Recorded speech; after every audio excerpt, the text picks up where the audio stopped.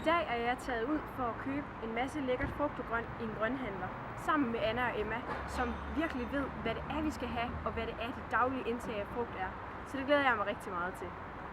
Ved du, hvad raw food er? Nej. Det gør du ikke? Nej. Det er, hvor man udelukkende spiser frugt og grønt og nødder og frø, og du må ikke spise fisk og kød og mejeriprodukter. Ville det være noget for dig, tror du? Ja. Kunne du godt finde på at leve kun af det? Ja. Vil du blive lykkelig af det, tror du? Det ved jeg ikke. Det ved du ikke. Nej. Har du nogensinde... Jo, men jeg vil da være tilfreds med at gøre noget godt for mig selv, så. Ja.